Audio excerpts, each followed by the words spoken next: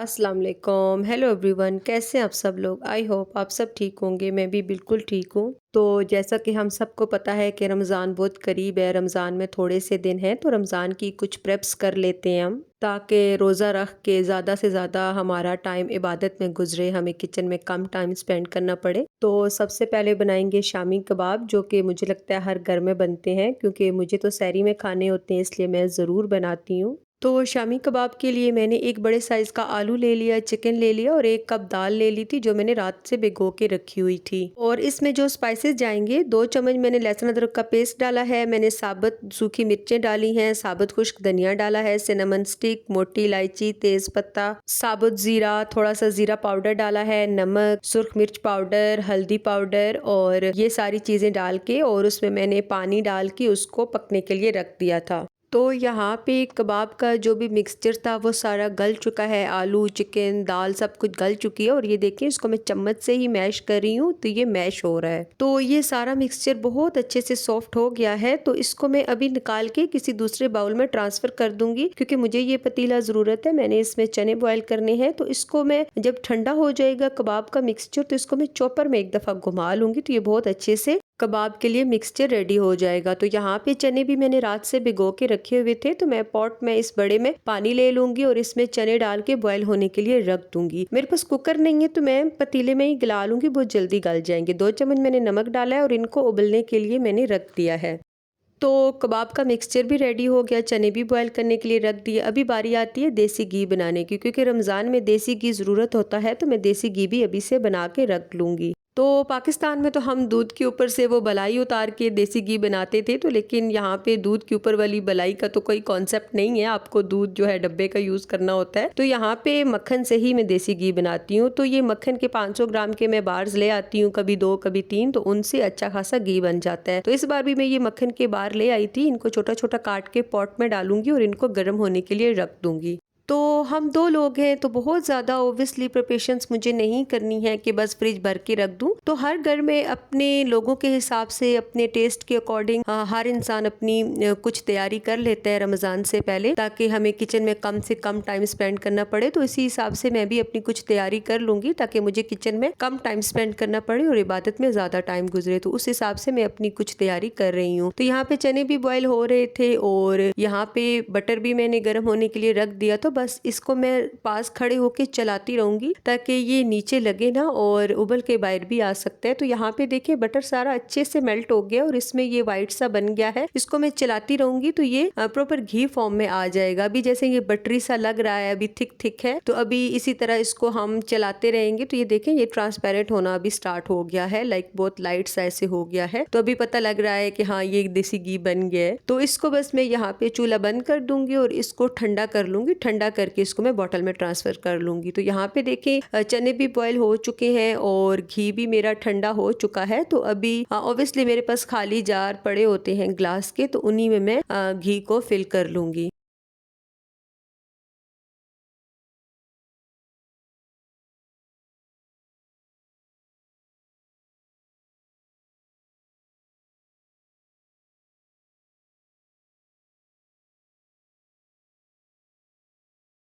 तो घी क्योंकि काफ़ी क्वांटिटी में बना है, तो इसलिए 2 बॉटल्स फिल हो जाएंगी। तो एक मैंने पूरी फिल कर ली थी, दूसरी बॉटल ये मैं यूज़ कर रही हूँ। इसमें से थोड़ा सा बचा हुआ है, इसमें डाल देती हूँ, ये पहले यूज़ कर लूँगी। और थोड़ा सा मैंने कंटेनर में डाल दिए, बच गया था। तो ये भी मुझे पूरा रमज़ान काफ़ी हो जाएगा। तो मेरा ये घी वाला काम भी हो गया है। तो इसी तरह छोटे छोटे काम बहुत होते हैं, तो जो अभी से कर लिए जाएँ तो रमज़ान में बहुत आसानी हो जाती है। और जो अगला काम है वो ये है कि ये मसाला बना के रखना। ये मेरे पास सूखी मिर्च है, साबुत ज़ीरा है, साबुत धनिया है। इन तीनों को मैंने बराबर क्वांटिटी में ले लिया था और इनको ड्राई रोस्ट करूँगी और ड्राई रोस्ट करके इनको ग्राइंड कर लूँगी।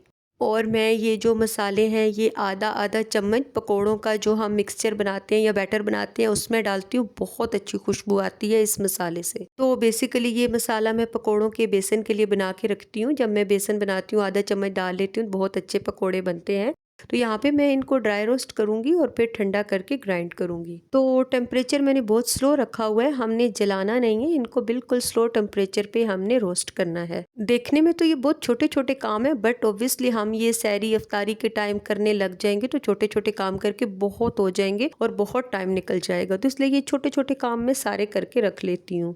तो इसको मैंने प्लेट में निकाल लिया है, अभी इसको मैं ठंडा होने के लिए रखूँगी, तब तक हम बाकी काम कर लेते हैं।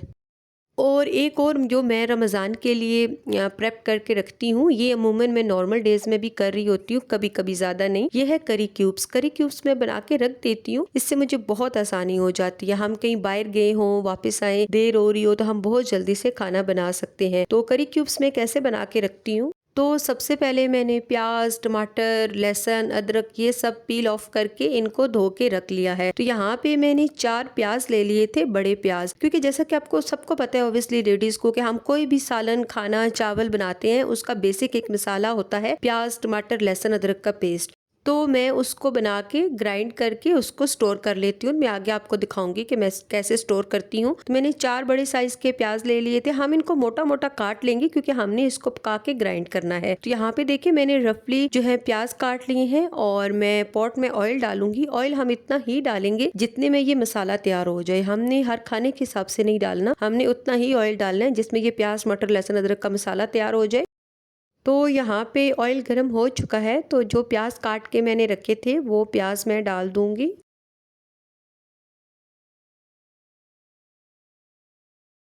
प्याज डाल के इसको ऑयल में अच्छा सा मिक्स करेंगे और इसको ब्राउन होने के लिए रखेंगे। तो दूसरी तरफ बाकी हम कटिंग चॉपिंग अपनी करेंगे। तो मसाला क्योंकि हमें ग्राइंड करना है तो इसलिए लहसुन अदरक भी मैं काट के डाल दूंगी, पेस्ट का इस्तेमाल नहीं करूंगी। लहसुन अदरक को भी मैं छोटा छोटा काट लूंगी और उसको प्याज के साथ ब्राउन कर लूंगी। तो यहाँ पे टमाटर और लहसुन अदरक सब मैंने निकाल दिया था, तो इनको भी मैं यहाँ मोटा मोटा बस काट रही हूँ। और टमाटर भी मैंने 4-5 टमाटर ले लिए थे, 4 बड़े प्याज थे और इसी तरह 4-5 टमाटर थे और लहसुन अदरक भी उसी हिसाब से था। तो ये मसाला मैं बना के रख देती हूँ। तो मुझे राइस बनाने हैं तो तब भी मैं इसको यूज कर लेती हूँ, सालन वगैरह बनाना है तो ये खाना को बहुत क्विक बन जाता है अगर हमारे पास ये मसाले के क्यूब्स बने पड़े हों। तो मैं आगे आपको दिखाऊंगी कि मैं इनको स्टोर कैसे करती हूँ और मैं इनको फिर कैसे यूज करती हूँ। ये मैं अपनी नेक्स्ट वीडियो में शायद आने वाली जो वीडियोस हैं वो दिखाऊंगी, मैं इनको फिर यूज कैसे करती हूँ, मैं आपको स्टोर करने का तरीका भी दिखाऊंगी। तो यहाँ पे ये देखिए हमारे प्याज जो है ब्राउन हो रही हैं, तो साथ साथ जैसे जैसे अदरक और लहसुन काट रही हूँ मैं साथ साथ इनके डालती जाऊंगी। तो यहाँ पे प्याज, लहसुन, अदरक इन सबको हम अच्छा सा ब्राउन करेंगे और दूसरी तरफ टमाटर को भी हम इसी तरह मोटा मोटा काट लेंगे। तो बस ये सारे काम सुबह से ही हो रहे थे। सुबह मैंने नाश्ता किया और फिर मैंने लंच बनाया, तवा चिकन बनाया था और उसके बाद से मैं ये काम लग गई थी। तो बस बीच में घर के थोड़े और भी काम होते हैं जो कर रही थी, बर्तन धोना और लंच वगैरह हमने किया। तो ये सारे काम भी साथ साथ चल रहे थे और ये भी ज़ाहिर है हो रहे थे। तो ये एक दिन में आज जो तैयारी हो सकेगी वो मैं कर लूँगी और इस पूरे डे की वीडियो मैं आपके साथ शेयर करूँगी। और फिर एक वीडियो और भी आएगी जिसमें मैंने चिकन समोसा और रोल्स वगैरह बनाए हैं, तो वो एक अलग से वीडियो आएगी। तो यहाँ पे ये देखिए प्याज और लहसुन अदरक ये सब ब्राउन हो चुका है और बहुत अच्छे से पक चुका है। हमने ये ख्याल रखना है कि लहसुन अदरक भी अच्छे से ब्राउन हो ताकि उसकी स्मेल ना रह जाए। तो यहाँ पे जो टमाटर मोटे मोटे मैंने काट के रखे थे वो मैं टमाटर डाल दूंगी और टमाटरों को भी हम सॉफ्ट होने तक पका लेंगे अच्छा सा।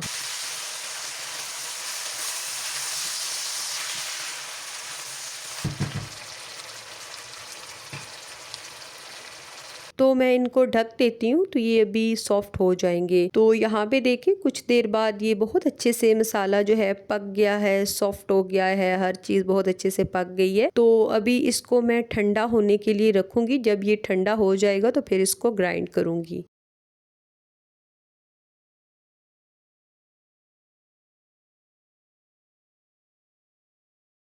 तो अभी इस टाइम मेरे अच्छे खासे काम हो चुके थे। तो अभी शामी कबाब का जो मिक्सचर है वो आपको पता है मैंने बना के रखा हुआ है, उसको मैं एंड पे कबाब बनाऊंगी। तो यहाँ पे जो मसाला हमने ड्राई रोस्ट करके रखा था ये भी अच्छे से ठंडा हो गया है। सबसे पहले इसको ग्राइंड कर देते हैं। तो बस चॉपर में डाल के मैं इसको ग्राइंड कर लूंगी। थोड़ा मोटा मोटा रखेंगे, बहुत ज्यादा इसका बारीक पाउडर नहीं बनाना है। तो इसको मैं मोटा मोटा यूं कह लें दरदरा सब ग्राइंड करूंगी।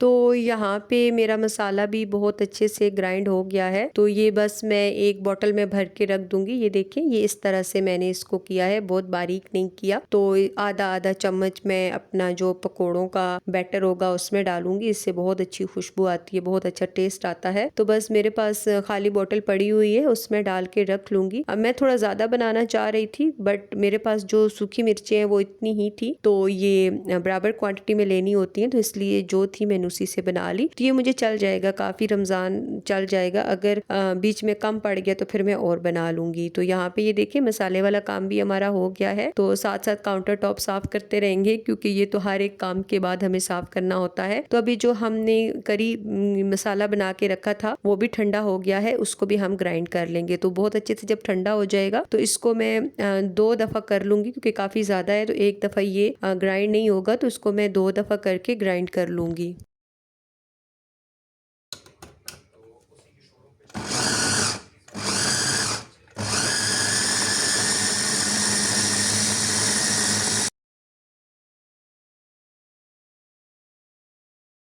तो हमने इसमें कोई पानी नहीं डालना, बस इसको ऐसे ही ग्राइंड करना है। तो ये मेरे पास एक सिलिकॉन की क्यूब ट्रे है, मैं इसमें इसको स्टोर करती हूँ। ये काफ़ी डीप है। तो ये देखिए, मसाले की जो है बहुत स्मूथ सी पेस्ट बन गई है। तो इस मसाले की पेस्ट को मैं इस डीप ट्रे में डाल दूंगी। तो ये काफ़ी बड़े क्यूब्स बनते हैं, तो मेरे खाने के हिसाब से मैं एक क्यूब यूज़ करती हूँ तो मेरा खाना बन जाता है। तो ये देखिए, ये बहुत स्मूथ सी पेस्ट बनी है। इसको मैं इस ट्रे में भर लूंगी। तो इसको फिर मैं फ्रीज करूंगी। मैं आगे साथ आपको स्टेप बाय स्टेप दिखा रही हूँ। तो अभी हम दूसरा बैच भी मसाले का ग्राइंड कर लेंगे अच्छा सा। तो हमने ये याद रखना है कि हमने इसमें पानी नहीं डाला है, बस जो भी हमने इसको पका के ठंडा किया था उसी तरह इसको हमने ग्राइंड किया है। तो यहाँ पे देखिए, ये जो दूसरा बैच मैंने मसाले का ग्राइंड किया है उसकी भी अच्छे से पेस्ट बन गई है। उसको भी मैं ट्रे में फिल कर दूंगी। ये थोड़ा सा बच गया है, ये कल मैं खाने में यूज कर लूंगी। तो ये देखिए, ये हम इसको इस तरह क्यूब्स की शक्ल में फ्रीज कर लूंगी, और फिर कल इनको मैं नेक्स्ट डे आपको दिखाऊंगी कि फिर इसको मैंने निकाल के जिप लॉक बैग में रखा था। तो यहाँ पे चने भी हमारे ठंडे हो चुके हैं, तो इनको भी मैं फ्रीज करने के लिए अभी जिप लॉक बैग में डालूंगी और इनको फ्रीज करूंगी। तो मैंने 2 बड़े जिप लॉक बैग ले लिए हैं, दोनों में आधे आधे डाल के रख दूंगी। तो चाट वगैरह और दही भल्ले में मैं यूज करती हूँ, तो थोड़े थोड़े निकाल लूंगी, क्योंकि ये भी ओब्वियसली रोज तो बॉयल हो नहीं सकते, तो मैं एक ही दफा बॉयल करके रख लेती हूँ। तो ये दोनों बैग्स को मैं फिल कर लूंगी, और इनको मैं मतलब बहुत ज्यादा एक ही बैग में डाल देती तो शायद वो निकालने मुश्किल हो जाते। तो ये देखिए, ये इस तरह एक जिप लॉक बैग में डाला है, दूसरे में डाला है, तो वो एक बहुत पतली सी लेयर में फ्रीज होंगे, तो बहुत आसानी से निकल आते हैं।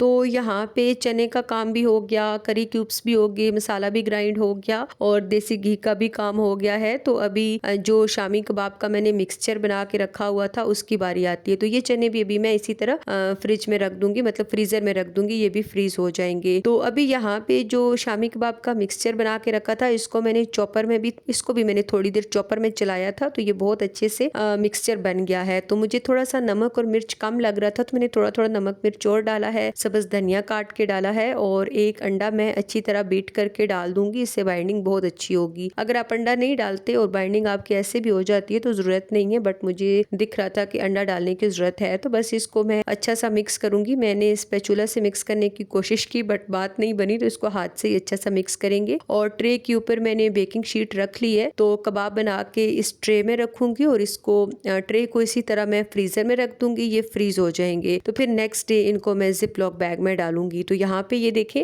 कबाबों का मिक्सचर मैंने बहुत अच्छे से मिक्स कर लिया है। तो बस जितना हमें जितने साइज के, छोटे बड़े साइज के बनाने हो, हम कबाब अपनी मर्जी से बना सकते हैं, अपनी मर्जी से शेप दे सकते हैं। तो बस मैं नॉर्मल साइज के राउंड शेप के कबाब बना लूंगी। तो बेकिंग शीट रखने से ये होगा कि कबाब ट्रे के साथ चिपकेंगे नहीं। तो बस इसी तरह मैं सारे एक एक करके कबाबों को शेप दे दूंगी, और ये ट्रे इसी तरह फ्रिज में रख दूंगी।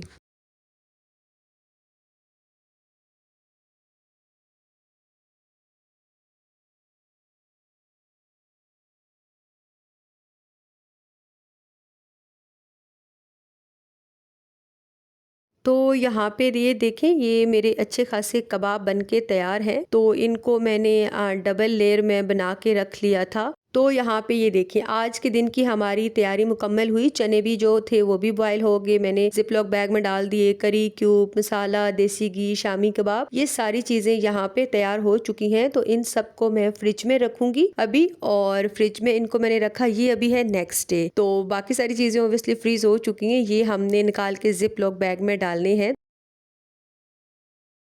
तो ये नेक्स्ट डे देखिए बहुत अच्छे से फ्रीज़ हैं, तो बस इनको भी मैं ज़िप लॉक बैग में डाल दूँगी, और जो करी क्यूब्स बनाए थे वो भी मैं ज़िप लॉक बैग में डाल दूँगी। तो करी क्यूब्स का ये होगा कि उनको भी मैं निकाल के ज़िप लॉक बैग में डालूँगी, और जब मुझे खाना बनाना होगा तो वो एक-एक करी क्यूब मैं यूज़ करूँगी। मेरे खाने के हिसाब से एक करी क्यूब मुझे काफ़ी होता है, तो करी क्यूब मैं 10-15 मिनट पहले निकाल के प्लेट में डाल के रख देती हूँ, तो वो थोड़ा मेल्ट हो जाता है। और हमें यूज़ ऐसे करना होता है, हम पॉट में थोड़ा सा ऑयल लेंगे, क्योंकि थोड़ा सा करी क्यूब में भी ऑयल होता है, और थोड़ा सा ऑयल हम और पॉट में लेंगे, और जो मेल्ट हुआ वो करी क्यूब होगा वो हम पॉट में डालेंगे। बस अपने नमक, मिर्च, मसाले डालेंगे, और जो भी खाना बनाना होगा वो डालेंगे, और खाना जल्दी से बन जाएगा। तो इस तरह बहुत क्विक सा खाना तैयार हो जाता है अगर हमें देर हो रही हो। ऑब्वियसली सहरी इफ्तारी में इतना टाइम नहीं होता है हमें, और तो इस तरह से ये एक मैं क्विक प्रेप करके रख लेती हूँ। तो यहाँ पे ये देखें ये कितने अच्छे से करी क्यूब जो है वो फ्रीज हुए हैं। तो इस तरह मैं इनको स्टोर कर लूँगी, बस एक एक करके इनको यूज़ कर लूँगी। तो मैं